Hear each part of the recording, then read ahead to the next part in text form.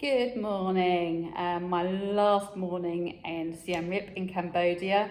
I am off shortly to the biggest freshwater lake in Cambodia and spend some time in one of the biggest villages on that lake, so stay tuned. First, I'd just like to say a big shout out to my friend Julia in Australia for watching, for enjoying my trip and time in Cambodia, and for reminding me there's only 3 months until I'm with her in Australia and then off to Bali. And also to her granddaughter Lily, who's broken her leg and is in a wheelchair and crutches, but managing well and still going to school. So well done, Lily. I'll see you in February. Also to my friends in America, who I'm busy planning to go and see in America in March. I will be flying to San Francisco and then just seeing where the journey takes me. Definitely to Colorado and the southern states of the USA. Hi to my friend Paula, who's also loving watching Cambodia virtually through me, and who I will be doing the northern states of the USA with in August next year, probably in an RV. East to west, I think we're going to go. So lots of good stuff. So if you don't want to miss anything, then please remember to subscribe, hit the alert button so you get told every time I upload something, and share and like anything that you do.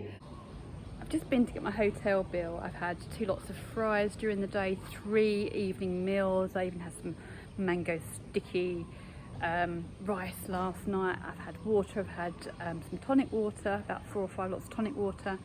And my bill was $41.50. Just another beautiful joy of sobriety. Gosh, I would have paid that a day if I'd been drinking. Yeah, did you hear dinner last night?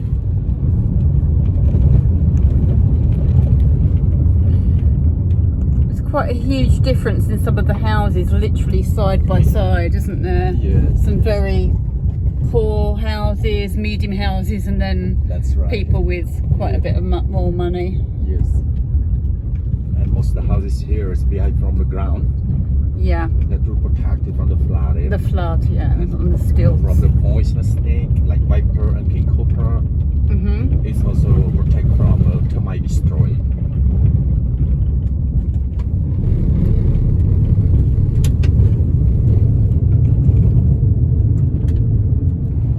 Are these all tourist boats? Yes, it also is tourist boat.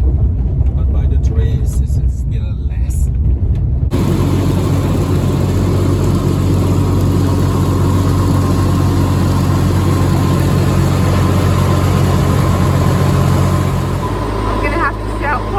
Above the sound of this engine, but Sam was just telling me they make $50 a month, these boat drivers, and they depend on outfits to keep them going. So I told Sam he might have to review go-kids today. I think I've been tipping generously, but the people that already make quite a bit of money, and I should have saved more money to tip to the people that don't. And I can't help thinking that the people in all those big houses that we saw probably own all these boats and make a mint while the actual workers don't make very much more.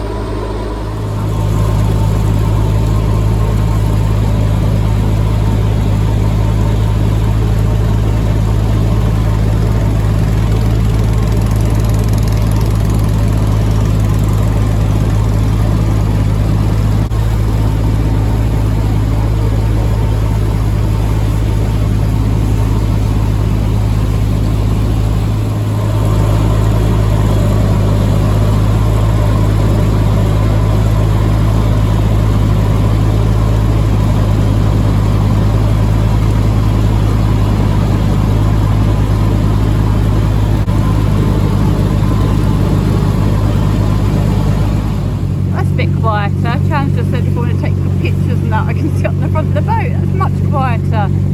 I just asked him if this lake ever gets so high that these houses flood, and they do. I mean, when you think how I'm already in deep water and it gets that high that these actually flood inside the houses.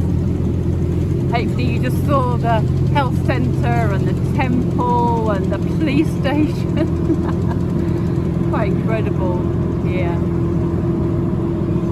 Got the little shrine at the front of there.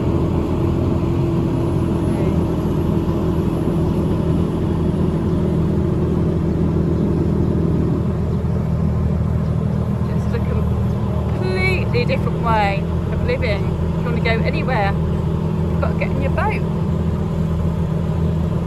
I assume the biggest trade here is fishing and tourists. Tourism and textiles is actually the biggest trade here. Not here, but in Cambodia. And but internally, amongst themselves, farming is the biggest trade. Okay, Shan's just told me, just behind this cover here and this orange umbrella, they're spinning the wheel to collect the fish from the net.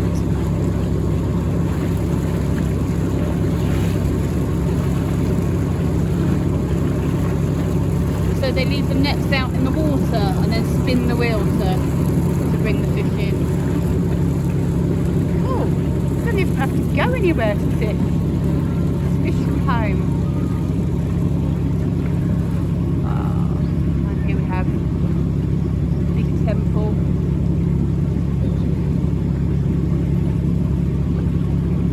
Buddhist, I take it, with the dragon's tails, look, pointing up to the sky to draw in the water, give them good fishing.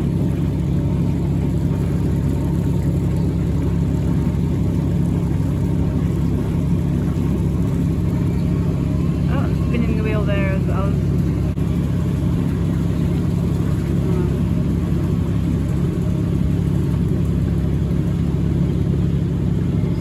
Oh, and here too.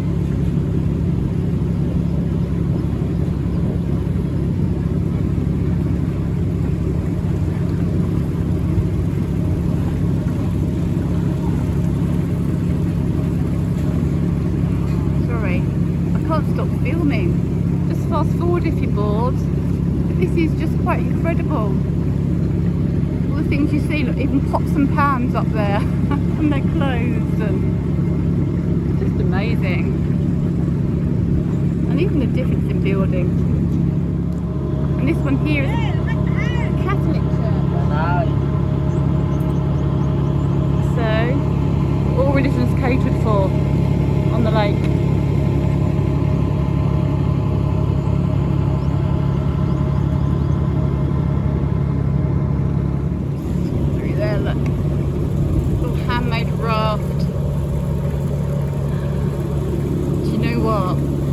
Next time I come back, because I will come back, I want an Airbnb here. I'm going to have to keep in contact with Chan and see what contacts he has, and next time just come and spend a night here. It would be incredible if anyone would have me, that is. Chan was just telling me we're not actually at the lake yet. This is all one of the canals going to the lake, and it is fresh water, but mostly the lake, because I asked where does the lake get the water from? Is it from the mountains? Actually, it gets flooded from the Mekong River, which is the biggest river in Southeast Asia, and it actually comes from Thailand all the way through Burma, Vietnam, Laos and Cambodia, and it obviously gives a big industry here. In the dry season it's just 3,000 square meters. In rainy season it's 12,000 square meters. It just shows you how much it rains here in the monsoon time. So rainy season, biggest industry is fishing, and the dry season is agriculture. And I have just asked Chan, can people come and stay here for a night or two?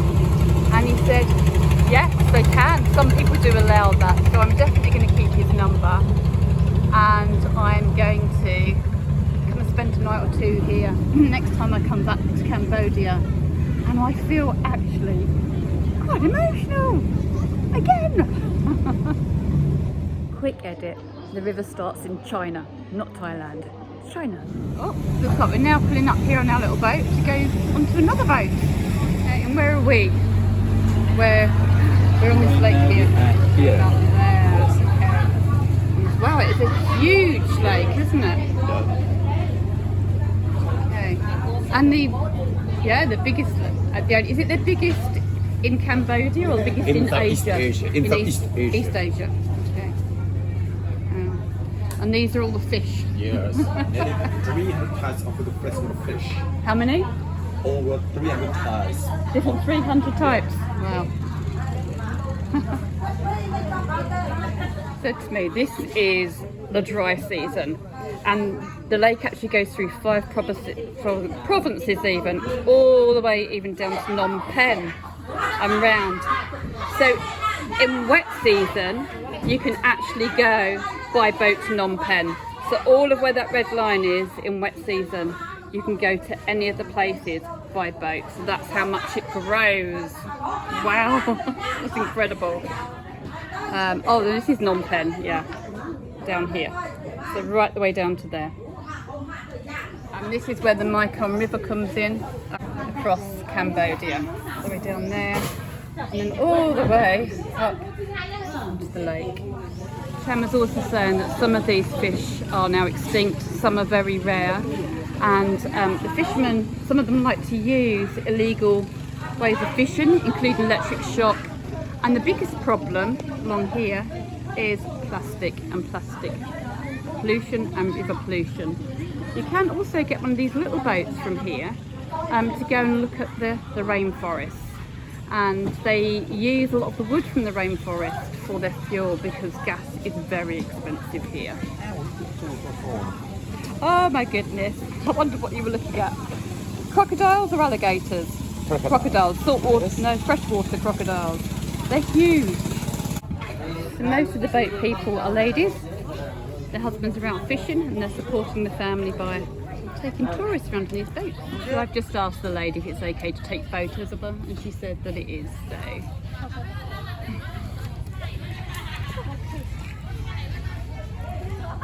So she's at the front with her son, and this is her daughter, having a look back. As if you can hear them all, but having a good old laugh in the background there. They were sitting on their boats waiting for tourists and just chatting away and having fun. And this is beautiful, look at this. I'm going to stop talking now, let's just hear the peace and quiet. Thank goodness for that huge thing.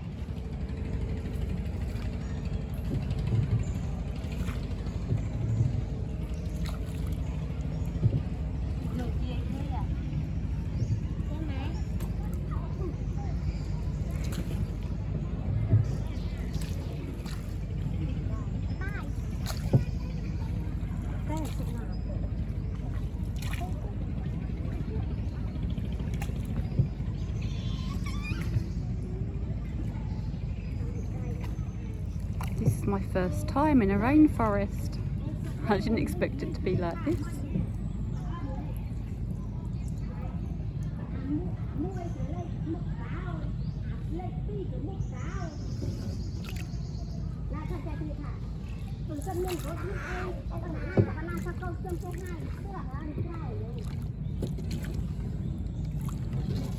And the kids' eyes just melt your hearts. Oh. Got to come back here, definitely.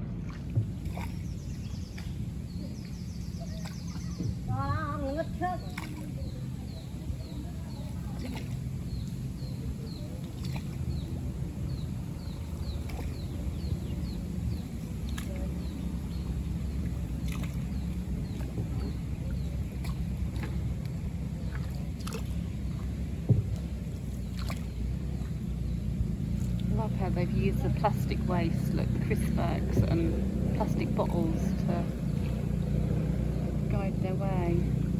They put the rubbish to some use.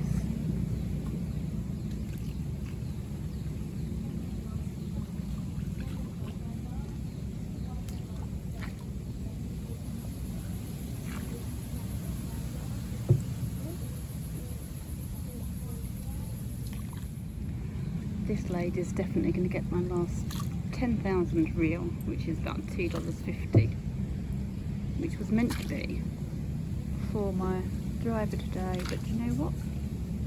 She's working far harder. He's had tips off me the rest of the week. Starting to rain a bit now, but we're heading back. I've just realised why they use the plastic bottles to mark the way, because when it rains more, and the tide comes on, the tide, when the water comes up, level comes up, then they're going to float. Making good use of the plastic waste.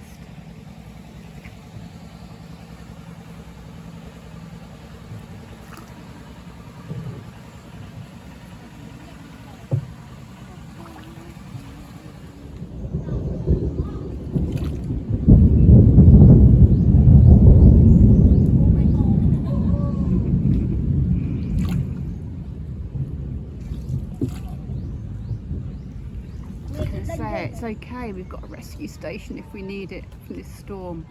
Not that it's actually raining that much. But then I was thinking, my goodness, everything's made out of tin. It has wood at the bottom, but is water not a conductor? No, I must have it all wrong. They must know what they're doing. They've been here for a long time. In fact, Cambodia itself dates back to 2000 BC. Well, Cambodia obviously dates back longer, but actually being inhabited. It's beautiful here. I love the people of Cambodia. There's quite a lot of military helicopters been going over the last couple of days, so I did have a quick giggle. I don't usually watch the news just to see, and I don't research places before I come. I just like to come and find out my own opinion of places.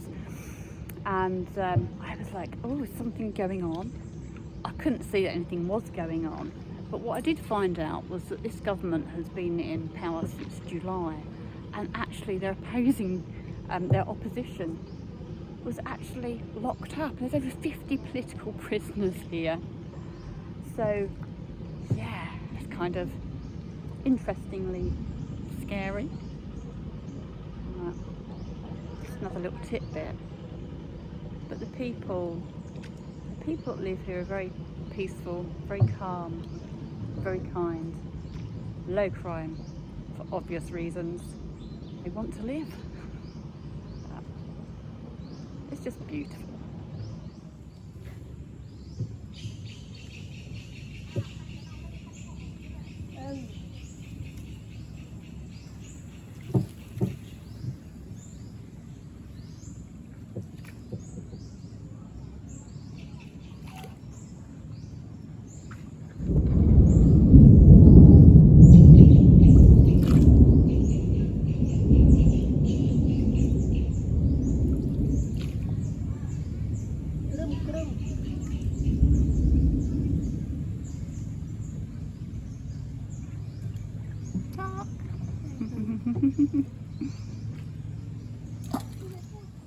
It's just made me chuckle. Look at that marker over there. Crash helmet.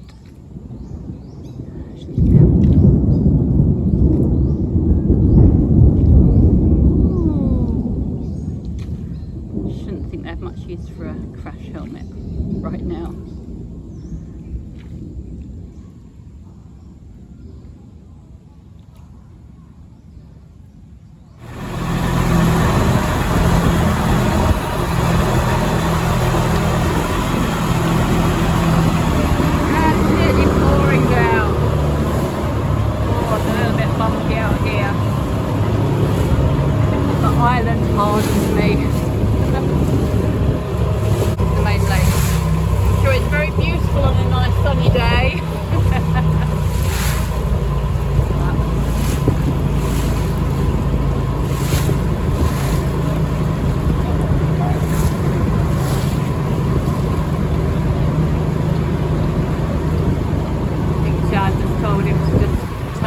I don't think we're going to venture out too much today. Time to pull the curtains down to get them wet. Me, I'm from Essex, UK, England. I'm used to the rain and it's warm. As long as we don't end up in there, I'm okay. And there's that complete lightning conductor. I just said to Chan about it and he said, yeah, some of the houses do get struck by lightning. I'm not surprised, really. That's where I just went for my little trip. They're all sheltering under their plastics and brollies.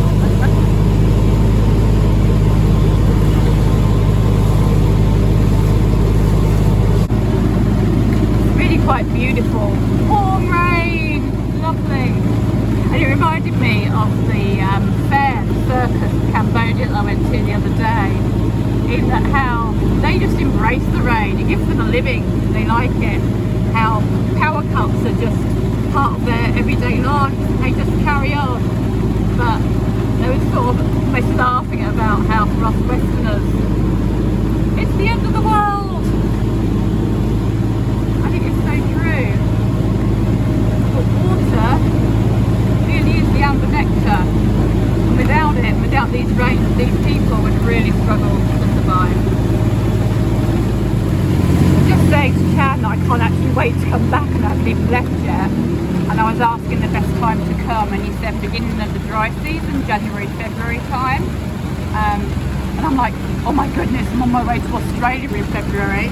But I've already booked my flight to Melbourne. Otherwise I could have stopped on the way. But so it won't be next year, but January, February 2025. That's going to be my aim. I think I've probably got enough planned for next year anyway. But let me know if there's somewhere you'd really like me to visit and go and explore. Do tell me. I plan to just really hunker down in winter, live very, very frugally at home, and save all my pennies, all my pension money, to come explore and travel and share it with you. Just stopped raining. Sharon was just saying that the wet season here is actually from May till September, dry season October till April. April is kind of the hottest month, and then the dry season, which is really weird because I'm only 2 hours away from Malaysia, and in Malaysia the wet season is from October till March. So complete opposites, just 2 hours flight away. So we've now stopped for lunch. I'm not sure if it's me being paranoid or whether the attitude has changed ever so slightly now people know that I don't have a tip because I've spent all my money. And I felt really bad because when I came out off of the boat, they had a beautiful photo of me with backings of all the boats and things, which I would have loved, but I had no money to buy it. The little girl was going, but I'm hungry, and I have to say, none of them actually look hungry, so nobody's really underweight like the cows and the cattle, not that I've seen anyway.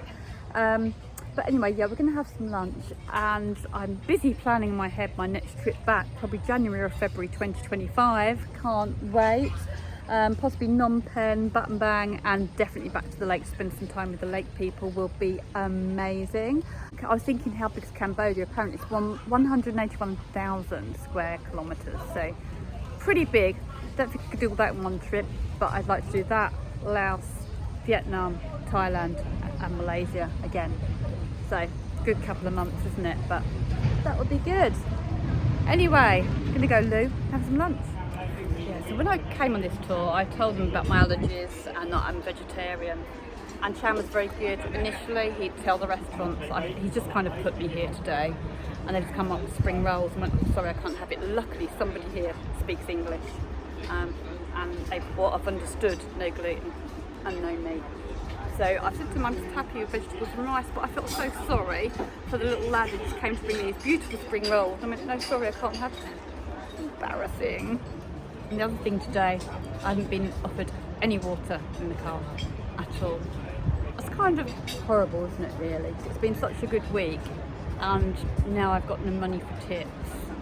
Things have changed. Or it could be they're just having a bad day. It could be me being judgmental. Who knows? That's just my opinion. That's my perception, obviously. But as I said, we've all got different perceptions of different things. It's very nice here where I've stopped though, look. And stuff for the kids as well, which is nice to see. I'm starting to understand the scooter thing a bit more as well. Apparently, before the end of the Civil War, which was 1998, it completely ended.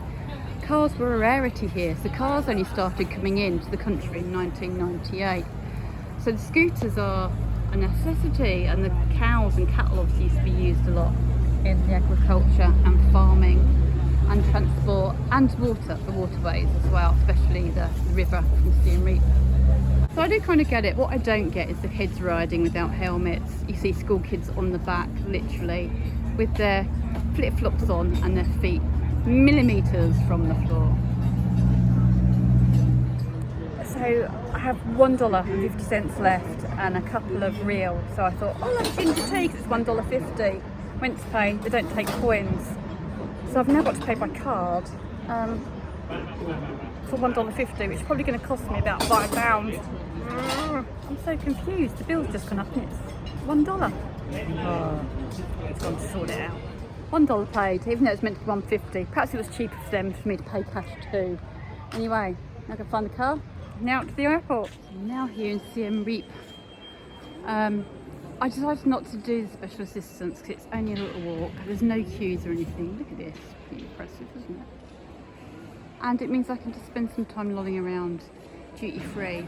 I did forget those. I've got my backpack on, but I'm through now. I've just got to make my way to the gate, which is literally just down there. So I'll just take my time. I've got 2 hours.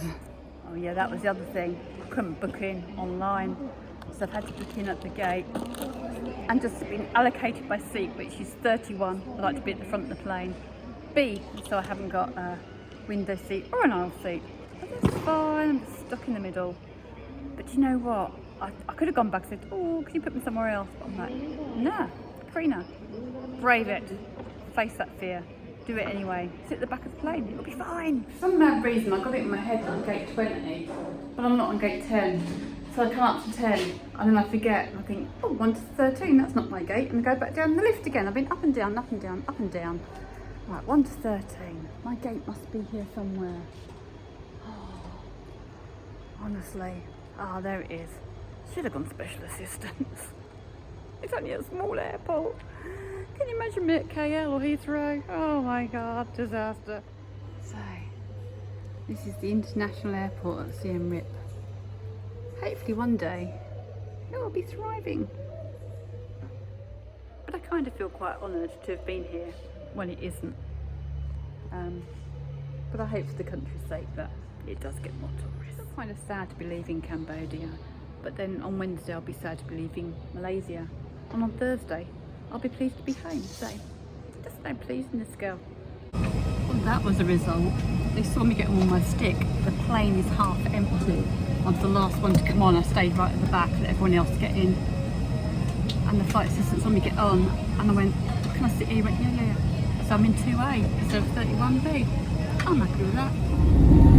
Bye bye Cambodia. See you again soon, hopefully.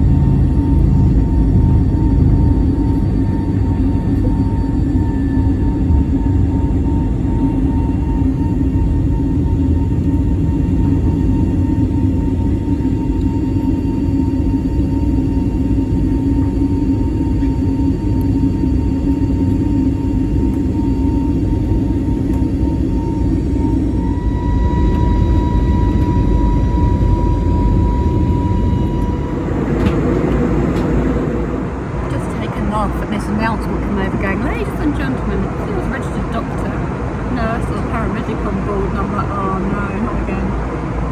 But luckily just pressed the wrong button. I'm not needed, I can relax.